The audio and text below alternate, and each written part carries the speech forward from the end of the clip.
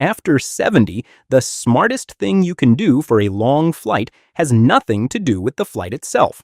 It's what you do in the days before you ever leave home. Most travelers our age skip these and never realize it cost them until they're already in the air. So I've put together the 8 things to do before you fly, the simple ones that decide whether you land rested or land wrecked. Stick around for number 3. It's the one almost everybody skips and the one that can actually get you turned away at the gate.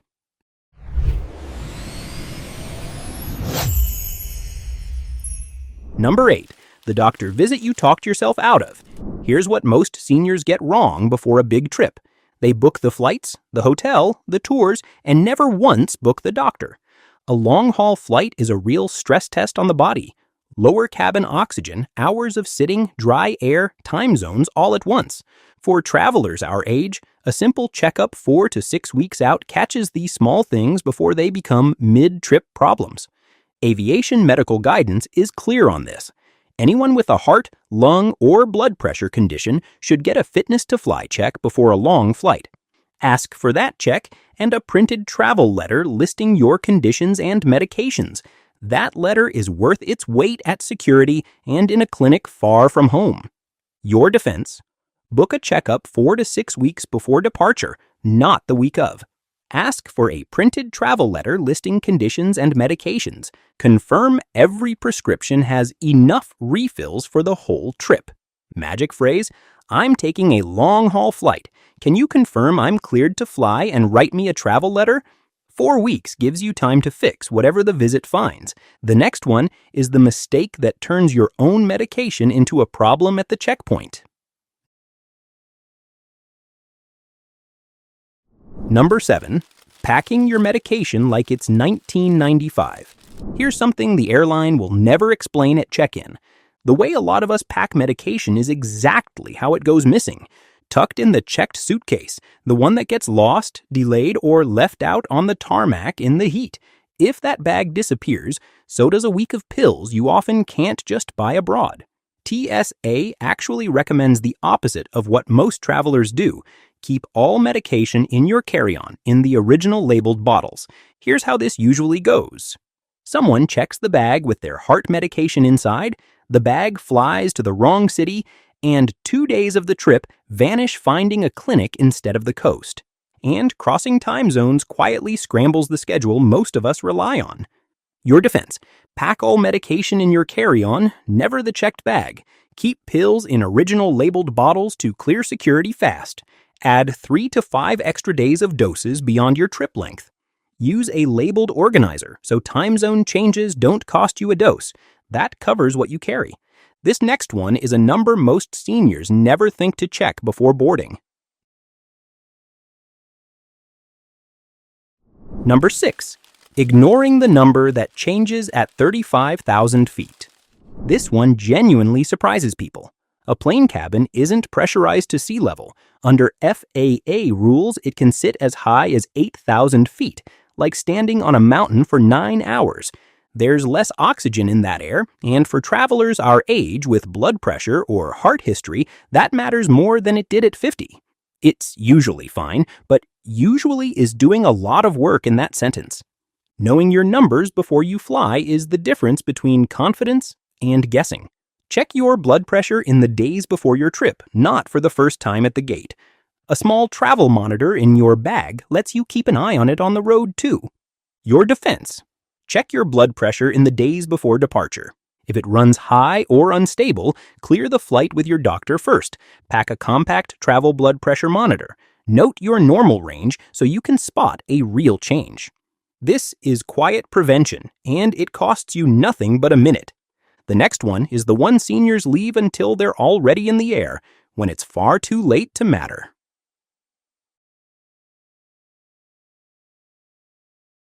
Number 5. Waiting until the plane to think about your legs. Here's what nobody tells you about blood clots. The prevention doesn't start on the plane. It starts at home before you ever pull out of the driveway. Sitting still for hours slows the blood in your legs, and the CDC flags flights over about 4 hours as when that clot risk climbs, and it climbs faster after 70. That's a real medical fact. not a scare line. It's also one of the most preventable things on this whole list. The travelers who get this right put their compression socks on before they leave the house and start drinking water the day before, not at the gate. By the time you're stiff in a middle seat somewhere over the ocean, the window to get ahead of it has already closed. Your defense. Put compression socks on before you leave home, not mid-flight. Start hydrating the day before you fly. Stand and walk once an hour once you're on board. Skip the salty airport meal that leaves you swollen and dehydrated. Get ahead of this one, and your legs thank you at baggage claim. This next one is the simplest thing on the list and the one that could speak for you when you can't.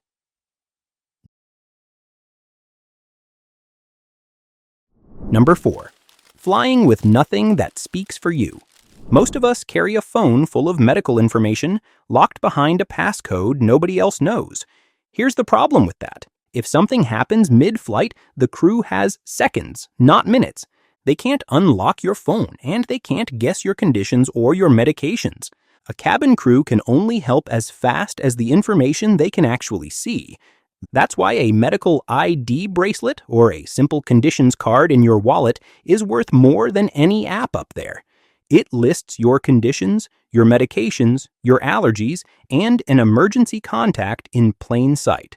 For anyone flying with a heart condition or diabetes, this isn't fussy. It's the fastest help you'll ever arrange. Your defense. Wear a medical ID bracelet listing key conditions and allergies. Carry a printed conditions card in your wallet, not just your phone. Add an in case of emergency contact the crew can reach. Set your phone's medical ID to show on the lock screen too. It's a small thing that does a very big job. Now, before the last few, the one most seniors skip entirely. Quick question.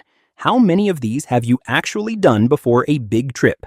Most travelers our age tell me they've never done half of them. And grab the free printable version of this checklist. It's linked right below in the description. If this is helping, hit subscribe. The second half has the one that can get you turned away at the gate. Number 3, not knowing your own no-fly window. This is the one that quietly gets seniors turned away right at the gate. After certain medical events, there's a window of time when flying isn't safe yet. Recent surgery, a recent heart attack, a recent stroke, each one carries a waiting period before you should board. This isn't airline fine print. It's guidance from aviation medical authorities because the lower cabin pressure and hours of sitting put real strain on a body that's still healing. And here's the part that catches people. The airline can deny boarding if it's too soon, and they don't always warn you first. Here's how this usually goes. Someone books a few weeks after a procedure, feels fine, never thinks to ask, then hears "not today" at the gate, with the family already there. One call to your doctor and the airline's medical desk clears it in minutes. Your defense. If you've had recent surgery or a heart or stroke event, ask before you book. Get your doctor's written clearance with a safe travel date. Call the airline's special assistants or medical desk to confirm. Magic phrase, I had a procedure recently. Can you confirm the earliest date I'm cleared to fly? Ask that one question, and you never get that gate surprise. This next one is the equipment most seniors pack wrong, and it flies for free when you do it right. Number 2, getting your devices wrong at the gate.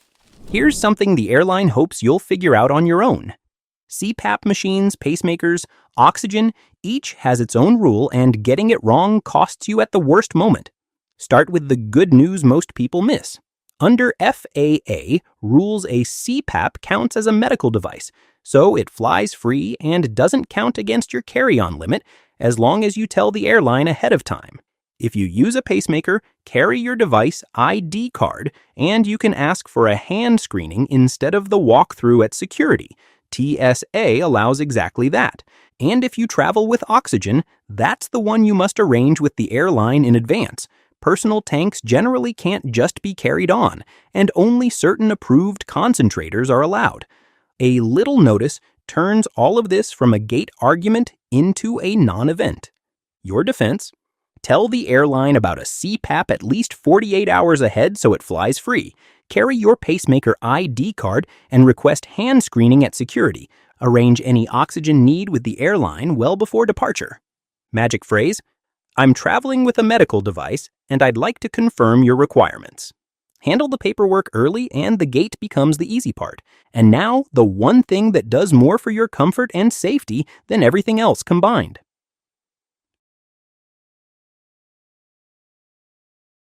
Number 1. Never asking for the help that's already yours. Stay with me, because this is the reason I made the whole video. The single biggest thing you can do before a long flight after 70 is arrange help before the day arrives. Not because you can't manage, because the airport is bigger, faster, and farther than it looks, and a mile-long dash to a tight connection is nobody's friend at our age. Wheelchair assistance, a cart, early boarding, an aisle or bulkhead seat with legroom, under federal rules it's free, and it's yours for the asking. But it works far better arranged 48 hours ahead than begged for at a crowded gate. The travelers who ask ahead glide through the parts that leave everyone else worn out. That's not a favor. That's a service you already paid for in the ticket. Your defense: call the airline 48 hours ahead to request wheelchair or cart assistance. Book an aisle or bulkhead seat for legroom and easy movement. Request early boarding so you settle in without the rush. Magic phrase: I'd like to arrange special assistance and early boarding for my flight, please. Arrange it once and the whole day gets easier. After a lifetime of flying, I can tell you the airport hasn't gotten harder for travelers our age. We've just stopped asking for what was always ours. But there's a whole second half to this that starts the moment you actually sit down on that long flight, and it's where most seniors quietly lose the first day of their vacation. It's on the screen right now. See you there.